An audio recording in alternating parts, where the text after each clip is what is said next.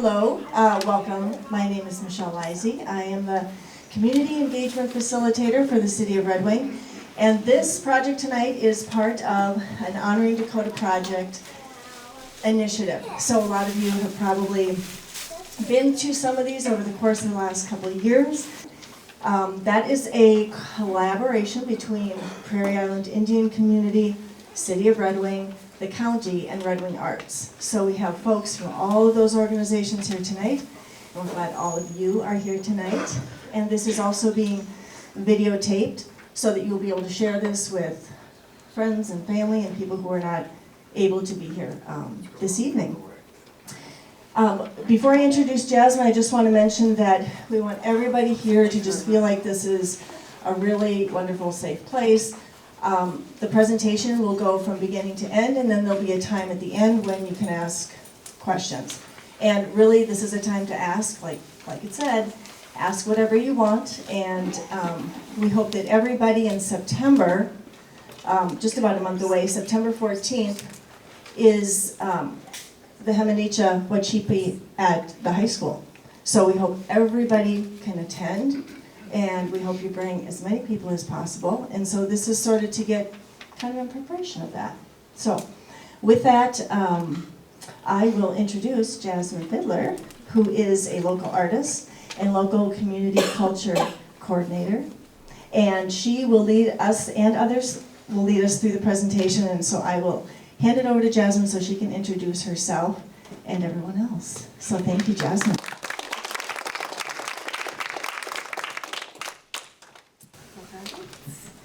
He Mni Can Wacipi, Mitipi Washdewi Imi Chapiksto, which I just said was hello everyone. My name is Jasmine Fiddler. I originally come from Eagle Butte, South Dakota. My family and myself have been living here for about 2 decades. I'm a 3rd generation Native American powwow dancer and regalia maker. I've been working with Honoring Dakota Project for almost close to 2 years now. And then I'm a mother. And I also have some wonderful apprentices here this evening that are going to help me do this presentation so they can get more used to it, because I never had this platform myself growing up here. So we want to keep those barriers going so we can have, the change we want to see within our community. So first one up will be my daughter, Darlene.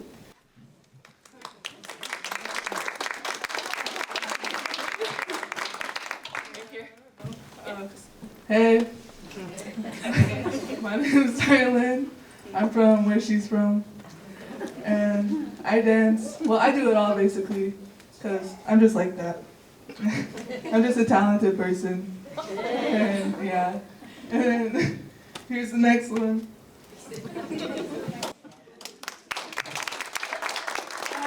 I'm Nina Schaefer. I'm from Prairie Island Indian Community, and I don't dance, but I want to. And here's the next one. He Mni Can Wacipi. I'm Shania, and I'm from Prairie Island and also from Samson Cree up in Canada. And I'm a jingle dress dancer, and I'm currently also learning Old Style Fancy. But yeah, I hope you guys enjoy.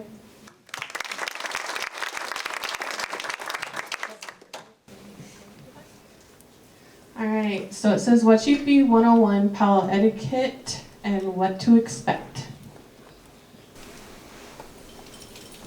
What to expect? Native American powwows are social events. They should be fun. See beautiful regalia and breathtaking performances, as well as reunite with old friends and meet new ones. But keep in mind that powwows are also cultural events infused with tradition. There is a protocol, so just be aware of a few details, especially if you're a first-time powwower, to avoid accidentally offending anyone or appearing disrespectful. What is a powwow? Wah-CHEE-pee.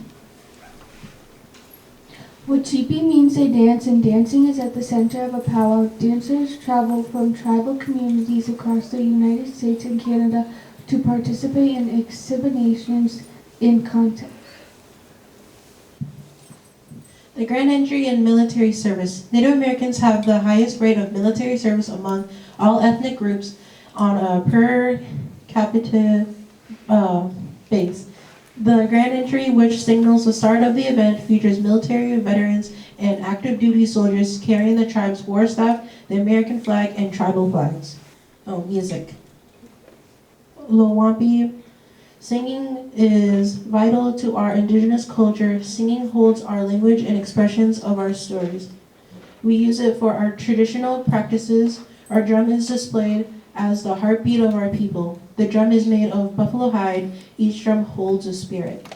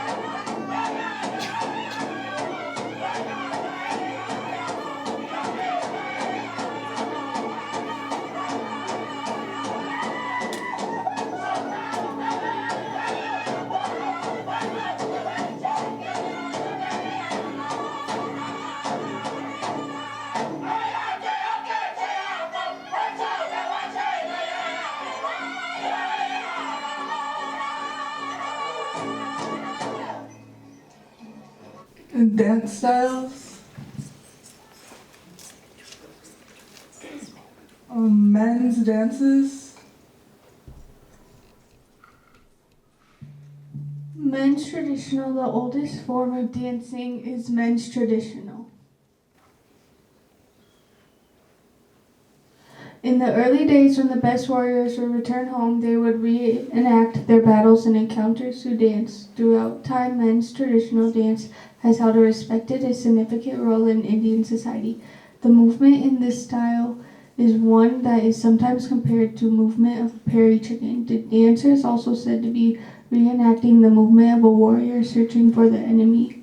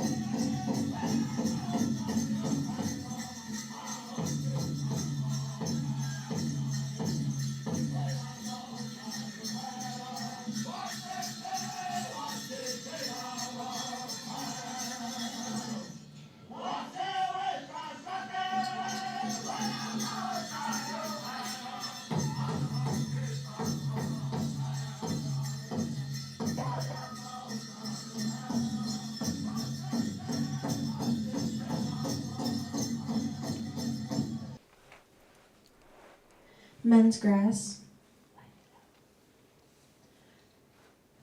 A great deal has been written about the grass or Omaha dance, one of the oldest surviving tribal dances, borrowed from the Omaha tribe. Perhaps in the 1860s, the grass dance is popular with men of many tribes today. What to watch for? The grass dance is a very popular dance style. Originally a warrior society dance, it has evolved over the years. A grass dancer always stands out by virtue of both his dancing style and his outfit. His dancing has been described as gusty, swingy, slick, old-time. Before a dance could be held on the prairie, the grass had to be stomped down. This is where many of the moments are believed to come from. Afterwards, the dancers would tie the grass to their outfits. Grass dancers have evolved into the most highly competitive from the northern dancing to be found today.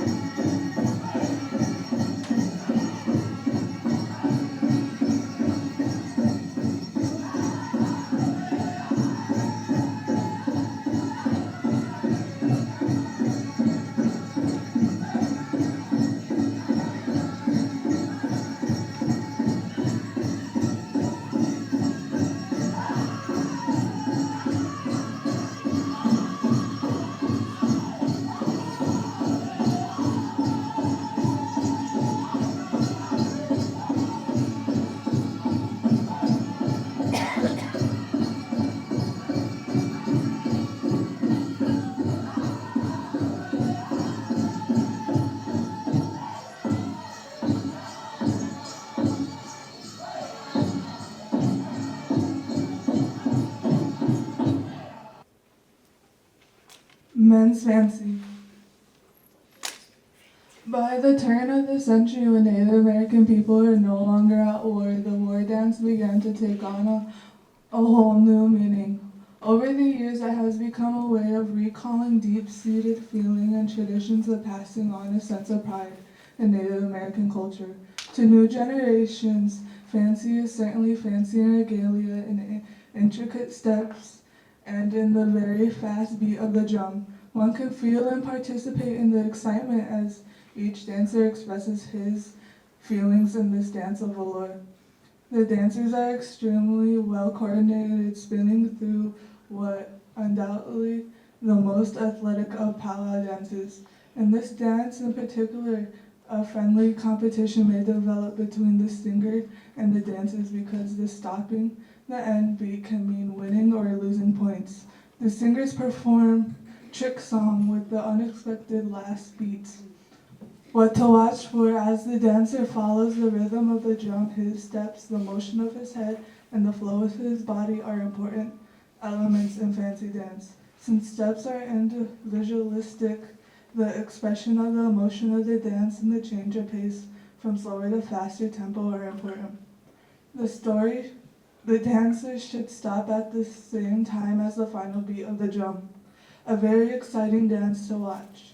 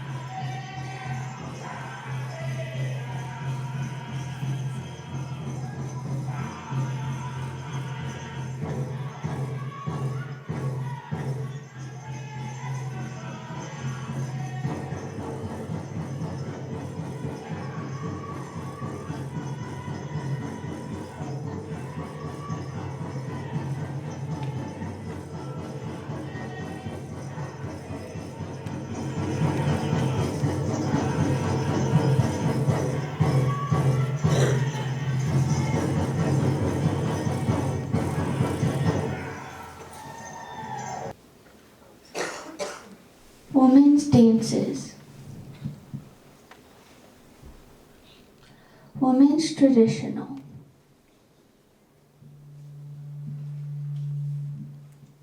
Women's traditional dancers stand in one place, usually near the drum.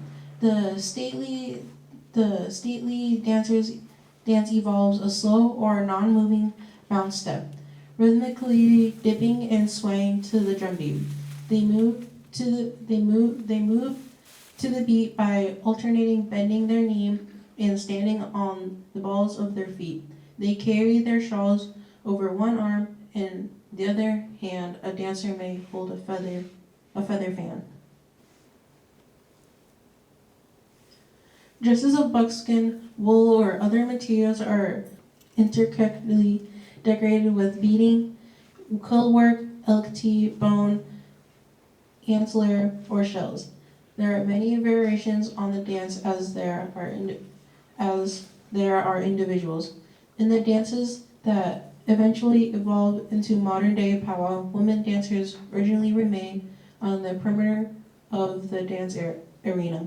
With this in mind, it's easy to understand the more subsided movements of the women traditional dancers. The dance is one that demonstrates the strength, status, and beauty of Native American women, holding gracefulness, stature, poise, and overall presentation.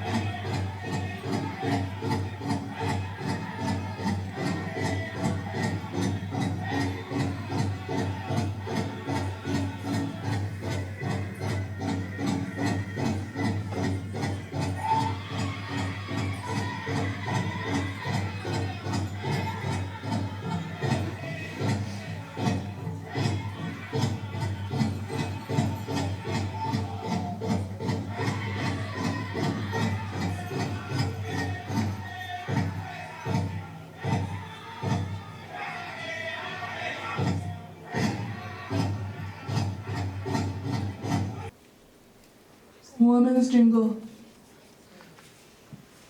The jingle dress evolved in Minnesota and Canada according to the one account. In a holy man's dream, 4 women wearing jingle dresses appeared to him and showed him how to make the dresses and what type of songs went with them, and how to perform the dance. The dresses made a pretty sound to him. Upon awakening, he told his wife about the dream. Together they made 4 dresses and called the 4 young women who had worn the dresses in his dream.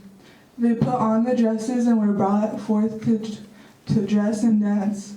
What to watch for. The dancers must keep their jingle moving in tune to the music, and the dance steps and body movements should be coordinated as well. It is important for the dancer to stop precisely when the music stops with both feet on the ground. Attention, please.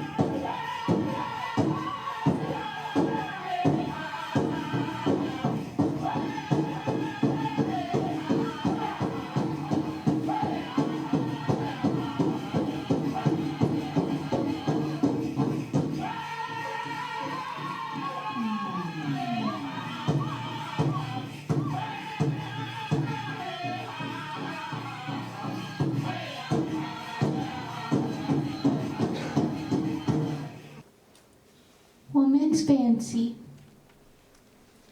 The most modern of the ladies' dance is the fancy shawl dance. It gives the young woman an opportunity to show off their agility, grace, and stamina.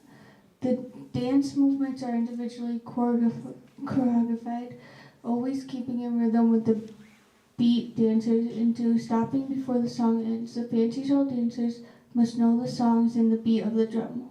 What to watch for. Each dancer has her own individual style, but it's important to keep the dance step and body movements in time with the drum beat. The dancer should be graceful, using intricate patterns of dance steps, and should be moving around the entire arena circle. As with the men's fancy dance, it is important for the dancer to end the dance precisely when the drum stops beating.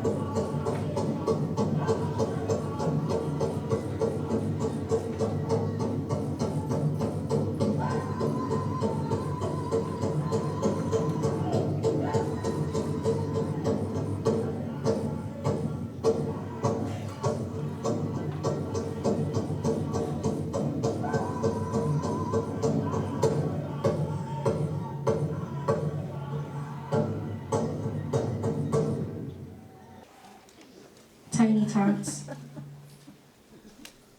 Tiny tots are the future in Native American culture.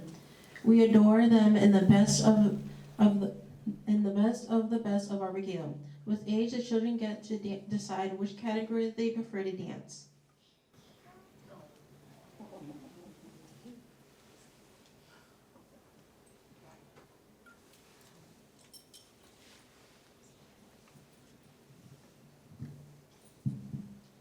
Ask permission, attention spectators, ask permission of the dancers before you photograph them, especially if you intend to market your photos. And please do not take photographs during special events such as prayers and honor songs. Listen to the MCs, they will inform the crowd of the ceremony events during which picture taking is not allowed. Please do not interrupt the dancers' concentration when photographing. Many dancers may be involved in competition dancing. Be respectful of the situation. Regalia is the correct verbiage of instead of costume. Please do not touch dancers' regalia or possessions. The American Indian Religious Freedom Act on August 11, 1978. The American Indian Religious Freedom Act of 1978 protects the rights of Native Americans to exercise their traditional religions by ensuring access to the sites, use and possession of sacred objects, and the freedom to worship through ceremonials and traditional rites. Questions?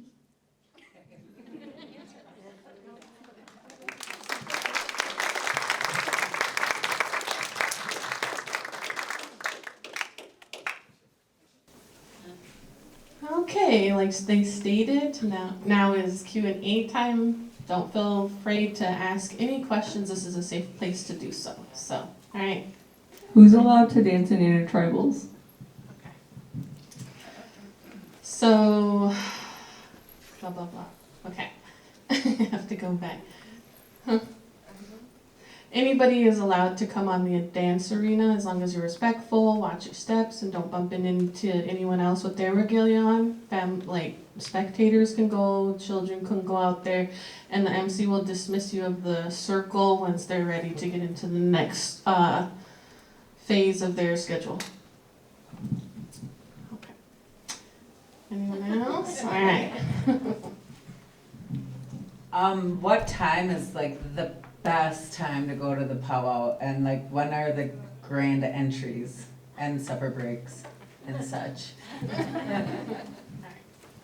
The best time is probably nighttime because that's when you get to see like everybody like sparkle, I guess, because with the lights, it's like really pretty too, and then you just feel all the energy. And then there's 3 days to a powwow usually. And the first grand entry is at 7 on Friday. And then on Saturday, it's 1. There's 2 grand entries. One's at 1 for everybody. And then there's one at 7 because there's a supper break in between that. So dancers can eat and get hydrated.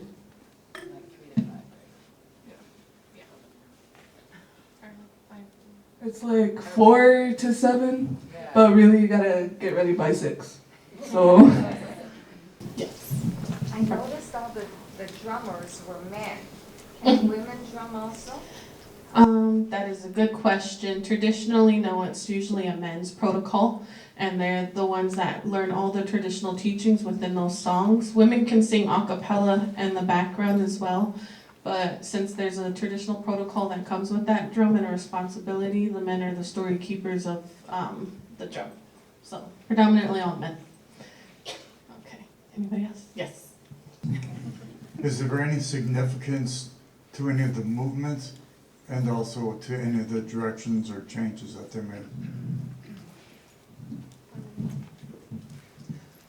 Originally, like how we stated in each different category, it's more so just being more graceful. There's not a certain particular movement, as long as they keep on beat, look graceful, and keep those traditional movings, if that kind of makes sense. I'm just gonna do this. I know I'm getting it. So do they always, is it like a scorecard? And if there is or isn't, are there points for the regalia separate from the dancing?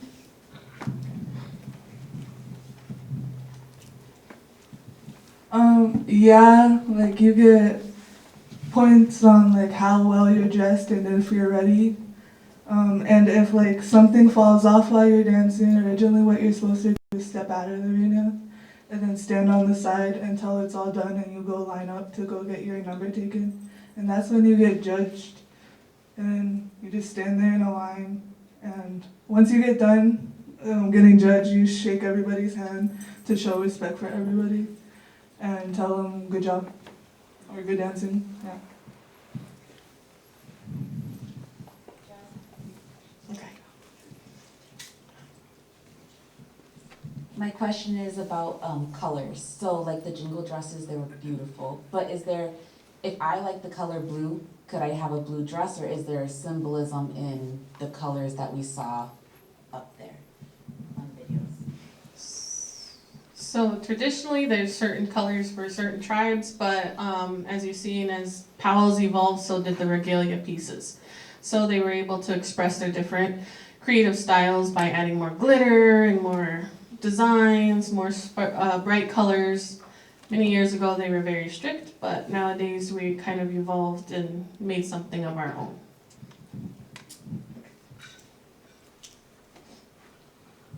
Hi, good evening. I'm trying to remember correctly, about probably 15 years ago I was at a powwow out at Treasure Island. And so let's say it's like a 3-day event and they have certain scheduling that they follow, different categories and such. But if there's a couple of days of rain, do they stop what they're doing and then after the rain clears out, they continue where they left off and then keep on going till the whole program is done? Now that most powwows hold at, say, sometimes around casinos, or they do have a facility that they can transfer to so they can keep on with that agenda for that day. So sometimes, majority of the time, they do have a secondary place for them to go if the weather isn't permitting.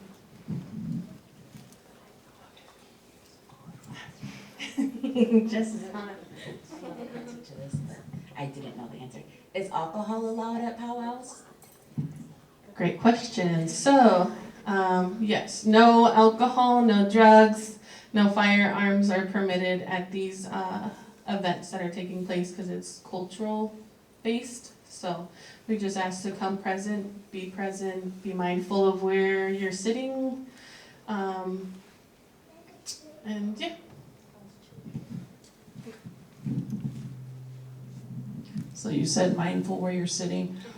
So when I went to the last powwow, should have I reserved those front seats for tribal members? Or was it okay if I put my chair kind of in front of like the stands?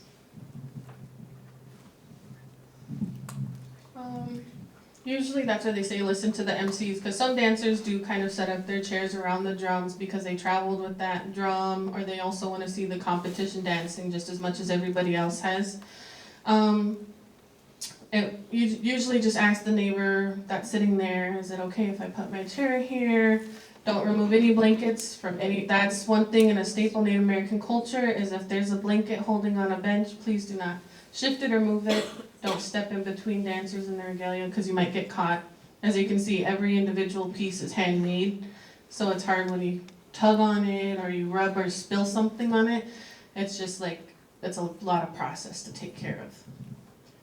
My question is, you talked about photography and you said that you could ask permission, but like the videos that we watched, I assume that they had permission to film, but if so many of us have cell phones, could we record, what are the rules about recording the groups of dancers and then re-showing that? Because I know that sometimes that's sensitive, like other non-Indigenous people even if you're not making money off of it, like showing it to other groups of people. So are there sort of rules or guidelines about group photos or photos of the dancers out there and videos of those?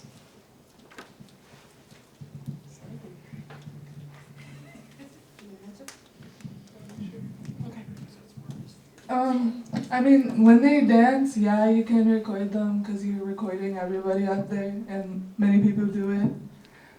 But if you just see someone in their regalia and walking, and you want to take a picture, just don't like take a picture.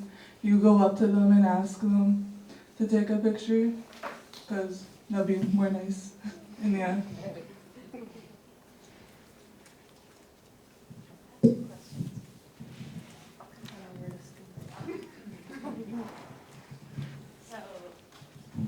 The first question is just, if I had never been to a powwow, like, what do? I get there, I walk in, and what should I be doing? Just basic, general.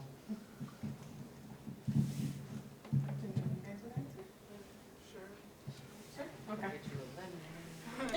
Yeah, make sure you bring cash. Make sure you bring lots of money, but there's you don't generally need to really do anything, in my opinion. I mean, when you first get to a powwow, the first thing you notice, I guess, is the vendors. So I'd say, like, check out the vendors, see what everyone has made, see what everyone's selling. Obviously, check out the food, because the food is really good. And there's not really a general thing where you should really do. Just, like, enjoy your time there. Have fun experiencing the powwow and seeing all the dancers and all of that.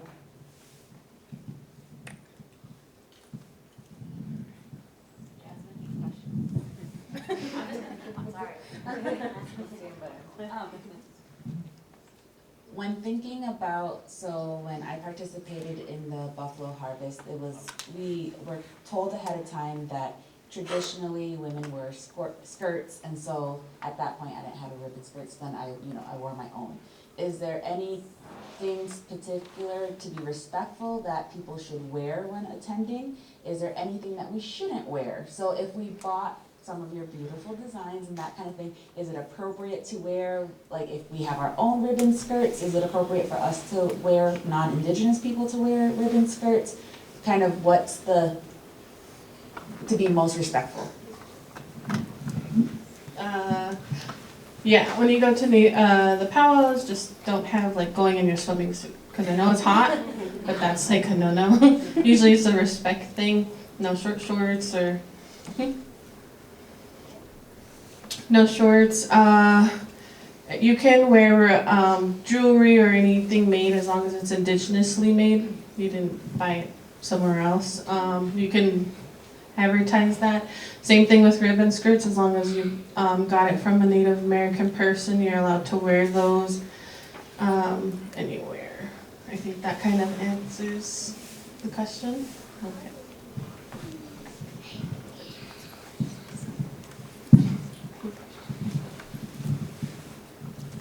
Is there anything else that hasn't been mentioned that we absolutely should not do, or you want us to know when we come?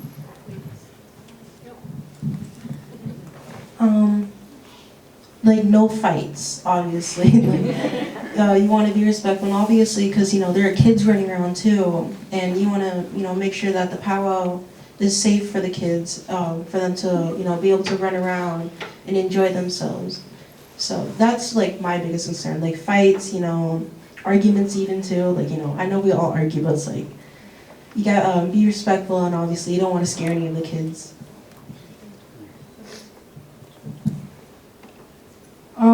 I would say be respectful of the elders, because they be getting real mean.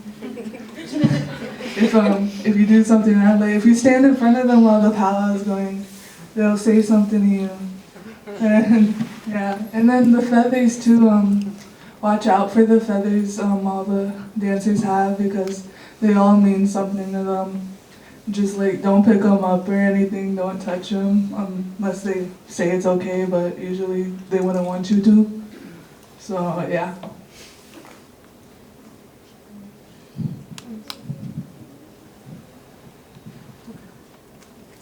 You don't gotta come all the way back. What about the whistle carriers and when the whistle's going off during powwow?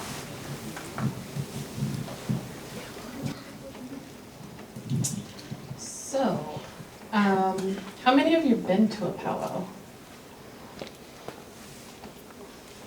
How many of you plan on coming to September 14th? Okay, good.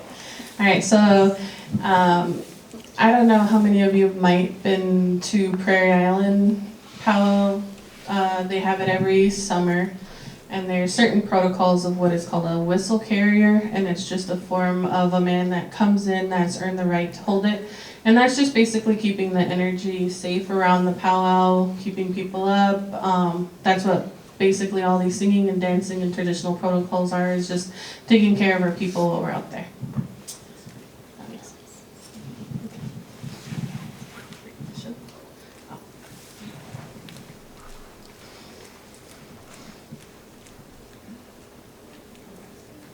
Both the words powwow and wah-CHEE-pee have been used. Is there a difference between those words? Are they interchangeable? Do they mean different things? Should we be using one or the other?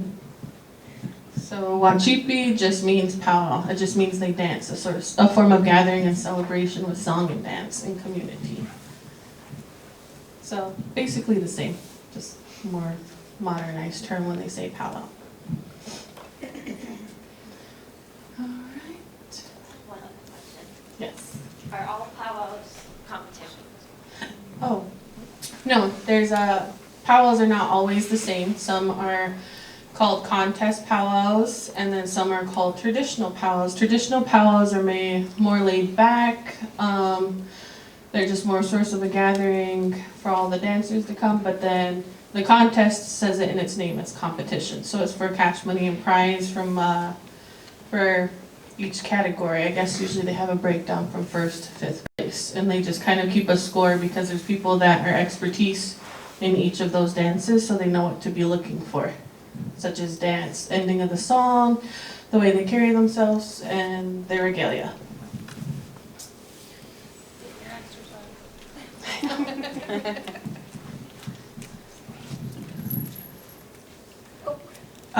In regards to regalia, for you personally, I know you make regalia. Do you have like a favorite thing to make? And then another question is, are there like certain dancers that are just renowned in regions that are just like, oh my God, I want to beat that dancer because they're so good, and yeah, I mean, are they like famous because they're so good?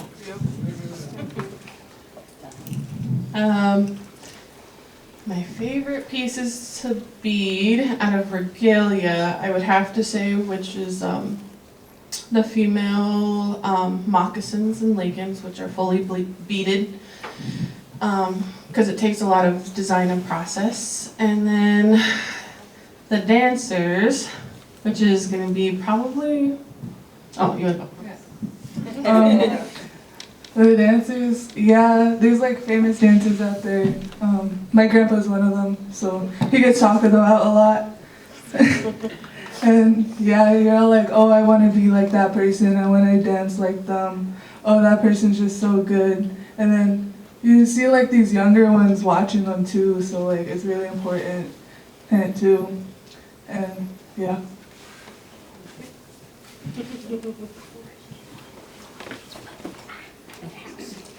I have one last question. I promise it's the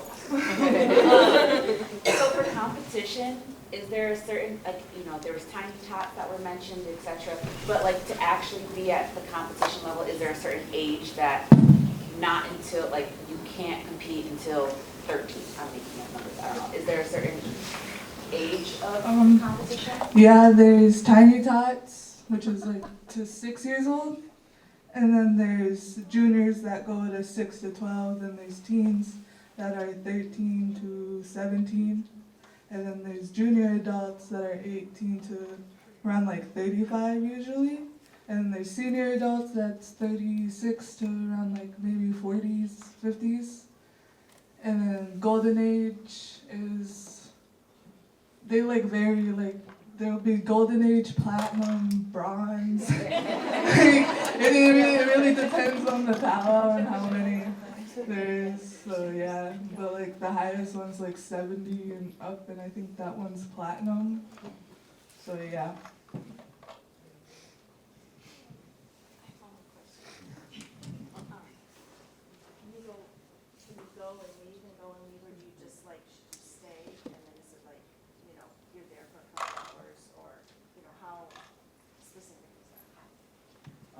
I mean, if you're spectating, yeah, you can just go and leave. But if you're a dancer, you're gonna want to have to stay there all day so you can hear your category get called, and so you don't miss it. And if you miss it, you miss out on points. And yeah.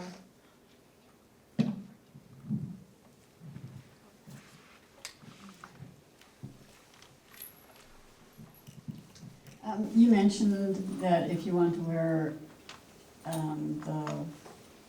forgot what they're called, the colored ones, the skirts. Yeah, the ribbon skirts. That it should be made by indigenous. So, like our ancestry is, the only connection we know is like 9 generations back. So would that qualify me for being able to make my own, or would it have to be something a little more close genealogy-wise? So, I know, because like that's always been somewhat of, that's a really good question. Because usually that's our logo is wah-CHEE-pee. We're all related. We're all, originated from somewhere. So if you have your lineage and you know what your lineage comes from, I believe if you have, the right to support it and show it, saying, yes, I have the lineage and I come from it, and I want to embellish, because we even hold community craft circles on some of these pieces, and we talk about these conversations, which are open to everybody in the community. This is what these are all for. So I say, if you know your lineage, it should be appropriate. I just wanted to say this has just been truly amazing, and I think it's been wonderful too to see the cams now. You can actually watch the powwows live, and I've actually been fiddlers are actually part of my family now too, and always has been before. But it's cool watching their whole family grow and dance and just bring their culture. And I know I get jealous when they go places where I want to be, but then I tease them all the time on Facebook. I saw you dancing, and they're like, where, how? And then I explain to them I've been watching the cams. So there are cams, and it's wonderful that they've opened that culture up that way too for people to really enjoy and watch that too. And I just want to let everybody know that, because once you really start seeing their traditions and their cultures, this is amazing how many people have reached out to me, have invited me to come and be a part of this. It's just a wonderful experience, and I thank you all for all this. Okay.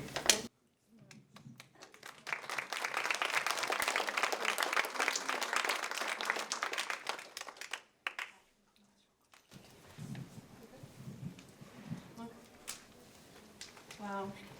Thank you all for coming out tonight, and I hope you all have a safe drive home. I just also want to say thank you to my young apprentices here. They did an amazing job.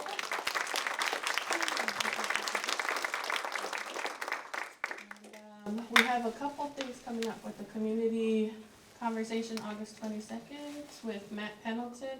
We have some flyers up here you can take home to kind of keep in the loop as well, and the sign-up sheet. And come to the powwow. Yes.